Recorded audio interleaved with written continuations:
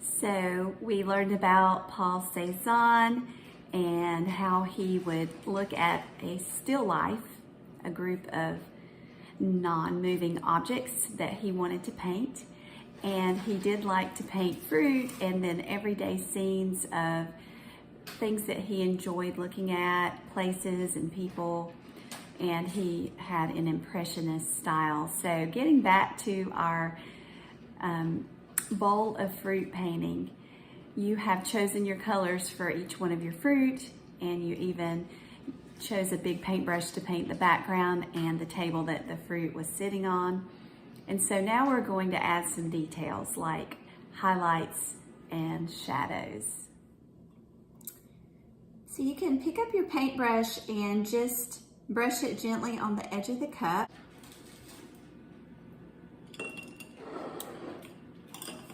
So our fruit in our bowl is painted, and I have a blue bowl now.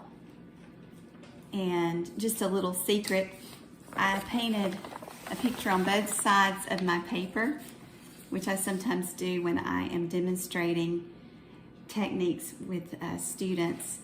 But if you want to change the color or just enhance the color, you can take your paintbrush and grab the color that you want to use. So since I have this tan or brownish color, I can go in with another color.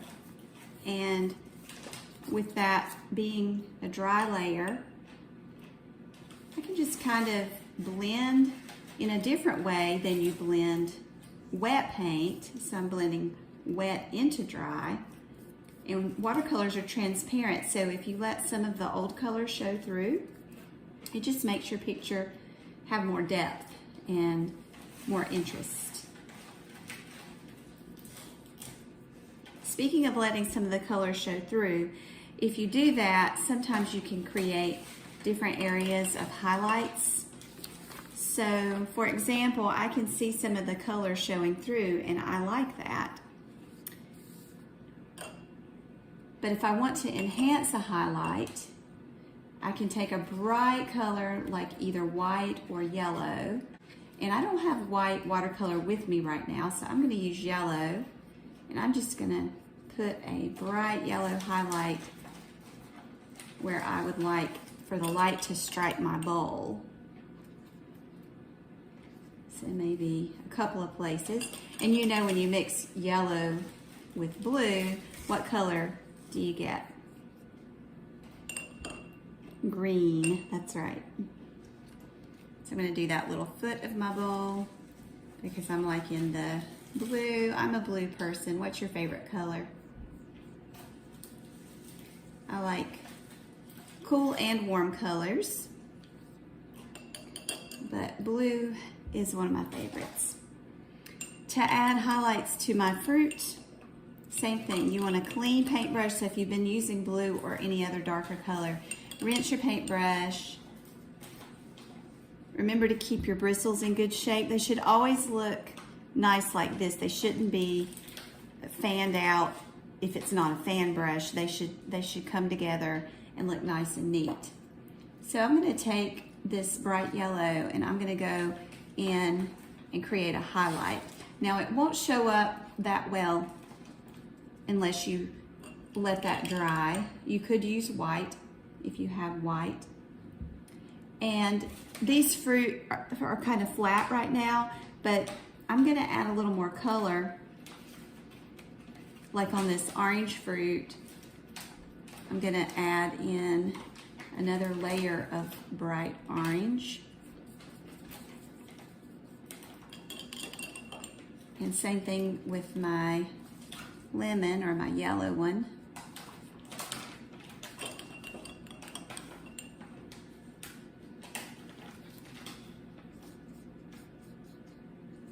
And then if you want to do that plus do your highlight, just leave a little dry area and don't go darker with the green, but go ahead and add that bright highlight of either white or yellow.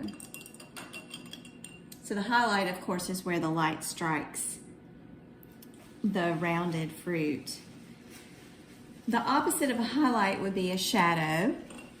So on my bowl, I'm going to take a darker color. It could be purple or red or even black.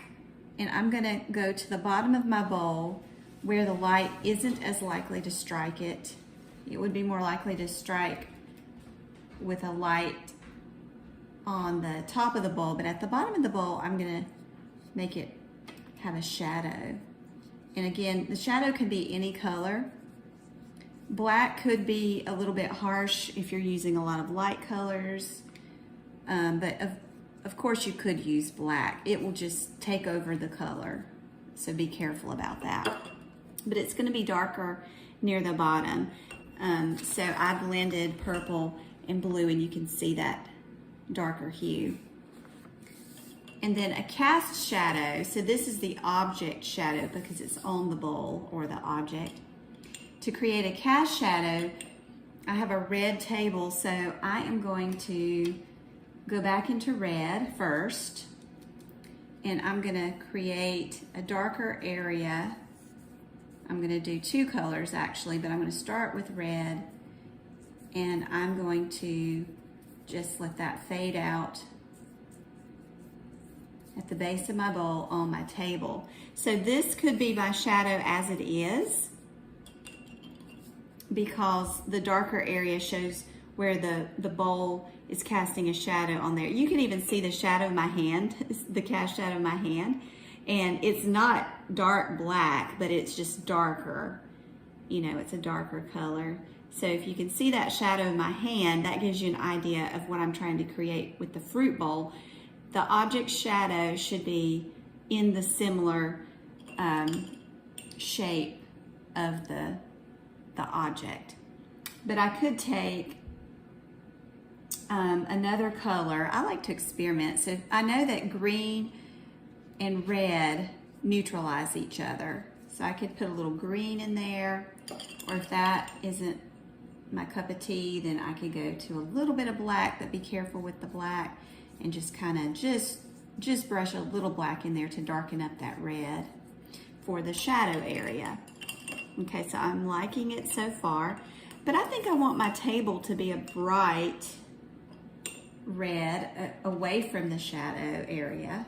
I just want to brighten it up. So remember, when this was dry, then it was okay to paint over it again, because it's not going to tear a hole through my paper once it's dry.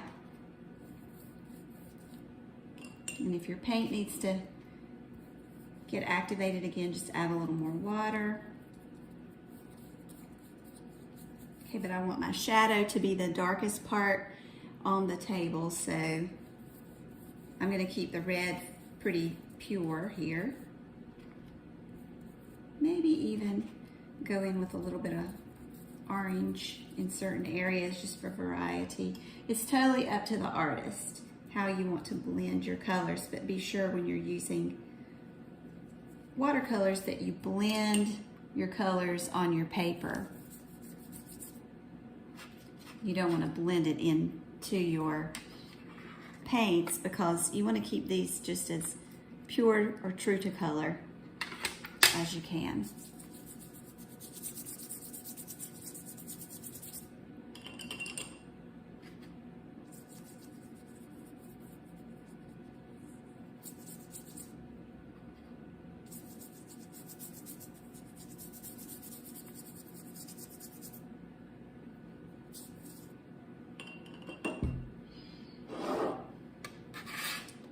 And the variety of lights and darks, I think, helps to set off the fruit bowl or make the fruit bowl stand out. And we can look for other details that we want to add to our painting, but I kind of like my background multicolored. I thought about whether I wanted to brighten that up or not, but I think I like it is. What do you think? You want to see the one on the other side, just for fun? It's not a good idea to paint on both sides of your paper, because then you have to decide, well, which one? Which one am I going to frame, or which one am I going to hang up? Plus, you run the risk of ruining one, but you know, it's okay to do it sometimes. So this one is a little bit different because I added a leaf to my orange, but you can see my highlights because they dried a long time ago when I had originally painted this. So I've added a highlight to the pear. You can see that highlight there. I added the shadow on the bowl at the bottom and some shadows at the bottom of these fruits that are being overlapped by the rim of the bowl, because anytime there's overlapping, because we set our fruit down into the bowl, these bottom fruit, and because the bowl overlaps the fruit, it will automatically cast a little shadow there. So you could add some darker colors there, which I haven't done on the other side yet, so you can see the difference there. And I think I like this one better. How do you like yours? I bet yours are even better than mine because you didn't go through, you didn't do both sides and have paint go through the other side, but that is just the life of teaching art, is saving paper too. Creating interesting effects just for fun. I hope you enjoyed this watercolor fruit bowl painting. Bye.